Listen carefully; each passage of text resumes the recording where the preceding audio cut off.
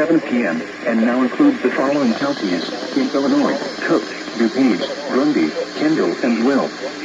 Remember, a severe thunderstorm watch means the conditions are favorable for the development of severe weather, including large hail and damaging winds, in and close to the watch area. While severe weather may not be imminent, persons should remain alert for rapidly changing weather conditions and listen for later statements and possible warnings. Stay tuned to NOAA weather radio, commercial radio and television outlets, or internet sources for the latest severe weather information.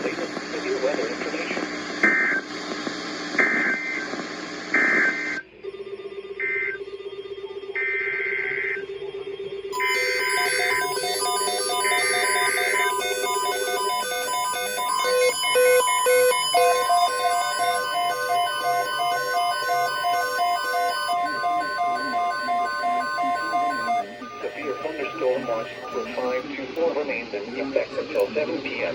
and now includes the following: Northern Island, Illinois, and Northern Island, Illinois. Remember, a severe thunderstorm watch means the conditions are favorable for the development of severe weather, including large hail and damaging winds.